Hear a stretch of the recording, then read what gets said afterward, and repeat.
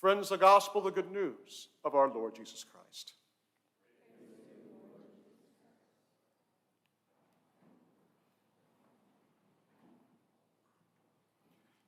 The Lord is my light and my salvation. The Lord is my light and my salvation. The Lord is my light and my salvation. Whom shall I fear?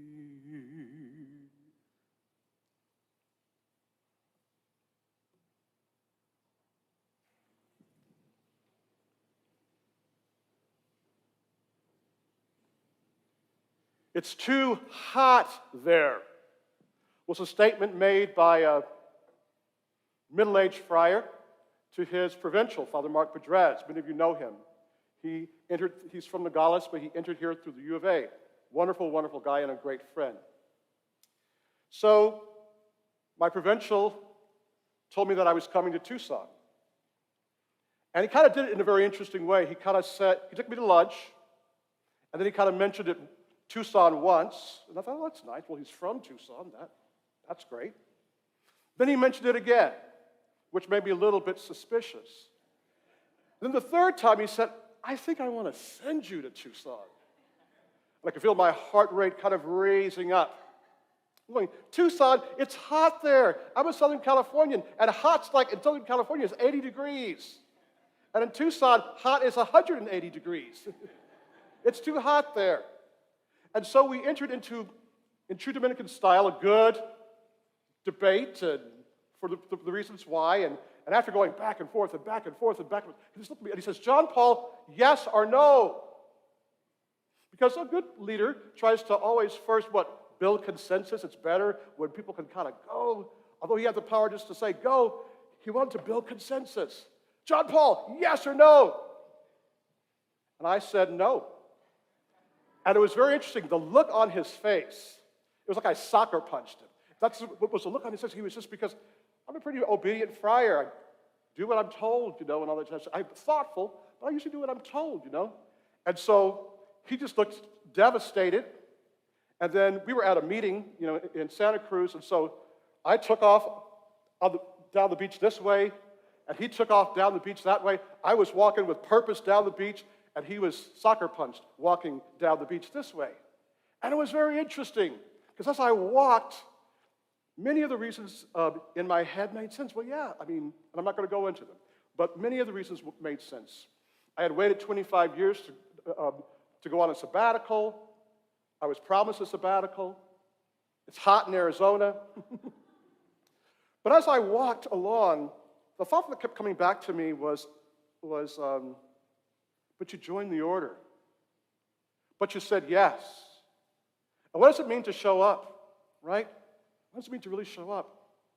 And I felt a sense of dis-ease inside just because my reasons all made sense, but I felt a sense of dis-ease, like I wasn't necessarily being true to the deepest part of myself. I wasn't really listening deeply. And so what kind of came to me after about 10 minutes of walking was that, I felt like the Lord was saying to me, it's going to be okay. It's going to be okay. I didn't know how it was going to be okay, but that it was going to be okay. And so I came back in. I had gotten permission to leave early, the superiors meeting that day, and the poor provincial, he was getting ready to go into a meeting with all the superiors, still looking soccer punched. And so I came in, and I just said, okay, I'll go. And it was like resurrection on his face. He was just like, oh, and he went in, kind of skipped into the meeting. And then I got to drive back with another superior who got also permission to leave early. And it's always interesting. When you're walking with the provincial, people know something went down. And so this dude was trying to get me to kind of give it up. What happened? And I just was looking soccer punch in the car, and I just, for an hour and a half, just didn't say anything. The thing that I also realized in life is that I didn't join the order to go where I wanted to go. I didn't join the order to live with who I always want to live with. I joined the order to follow the voice of God in my life. That's why I joined the order. And so oftentimes in our life, we can put conditions on things. And when we do that, we don't live full lives.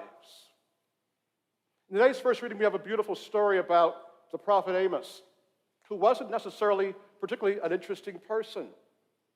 He wasn't from a guild of prophets.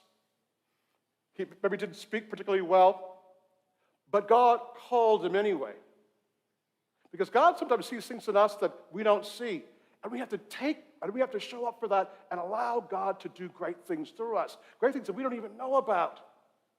That's what we're called to do, and that's why in that gospel, it's such a great gospel. Jesus sends them out 2 by 2, and he says to them, don't take a lot of stuff with you, but I thought that it was interesting that he said, but bring a walking stick and wear shoes, because oftentimes they didn't wear shoes. They were like hobbits. They had kind of tough calluses on their feet. But I love it. Wear shoes. And why is that? Because the roads are tough sometimes. And if you and I are to be witnesses and tell good news, we can't tell good news if we're in a bad mood, right? Have you ever tried to tell good news when you're in a bad mood? It doesn't work. Even if you're smiling, it doesn't work. He wanted them to be comfortable so that they could be centered in what they're doing, so that they could show up and be able to announce good news, to be a witness of what we have received. I was also reminded of another story. I'm an introvert. I'm an introvert that likes people. And as an introvert, I enjoy people, but I need my space. And so when I travel sometimes, some of our guys, when we travel, they wear their habit. Some wear their full habit. Some wear collars. And all that's great and permissible. It's no judgment there. But sometimes when I travel, I just want to dress down. I just want to be like, I love y'all, but I just want to kind of have a little bit of space. Because after all, Jesus took space, didn't he? Right? Crowds, sometimes the 12, sometimes Peter, James, and John, and sometimes just by himself, to renew. So I remember I was sitting in an airport lobby once, just taking some space, and I was sitting there, and I remember, if you ever have the feeling of that somebody's going to talk to you, so this person comes and sits right next to me, and they're kind of nervous, and I go, oh, I can feel like this person's going, a conversation's going to happen, so I'm just trying to mind my business. I pick up the book higher, how are you? Back to my things, kind of like people do in Mass sometimes during the homily. Anyway, so what I was doing, so I did this, and then all of a sudden he goes, hey, what's up? And I go, oh, nothing much, and then I figured that was going to be it. Well, he kept pushing, and he kept asking questions, and I knew at some point the question of, what do you do, was coming. So he asked me where I was from and what I studied in school, and so I said, I'm going to throw him off. Theology. I could tell he didn't know what theology was. I thought, this is great. I'm safe. Well, he goes, well, what's theology? Then I explained theology to him, what it was. He goes, well, why are you studying that? So I said, okay, I give up. No more questions, like slow torture. No more questions. I'm a priest. I admit it. I didn't do it that way. People thought that I was crazy, but I admitted it. And then he goes, well, that's the craziest thing in the world to do. Why would you ever want to do that with your life? Not very inspiring thing to get told in order to have a conversation. But we had a conversation. And by the end of the conversation, it made sense why someone like me would become a priest. That's what Jesus is saying in the gospel today. He sends us out by virtue of our baptism. But what gets in the way of sharing the good news of how God works in our life? Of how God's salvific in our life? Of how God helps us through different situations of our life? Lots of things get in the way. And if we focus on the heat, that it's too hot, if I was to focus on that, I would never get anything done here. Because sometimes heat, people of God, is about temperature. Sometimes it's about climate. But sometimes it isn't about weather with respect to these things. It could be a social climate. It could be a political climate. It could be a family climate. That can also be heat. And if we get so focused on those things, it eclipses our ability to be able to love, to reach out, to heal. And that's really the message of the gospel today. Don't put anything in the way of allowing yourself to show up. That's been the theme of this preaching the last few weeks. And so I ask you, did you do your homework last week? Okay, no hands. And what was that homework last week? Look at your life. Look at the things in your life and my life that are impeding our ability to show up, to be grounded, healthy people. Look at those things and don't get guilty about them, but ask the question, can I remove them so that I can live, that I can be healthy? Because when you and I can live and be healthy, we can announce good news and mean it. Life has so many distractions. Don't make dishealth or dis-ease another one of them.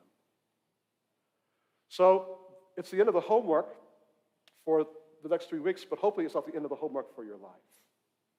God is love. And that is only a concept. It doesn't mean much.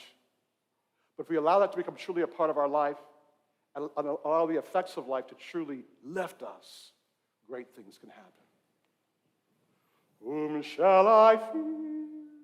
Whom shall I fear? The Lord is the rock of my life.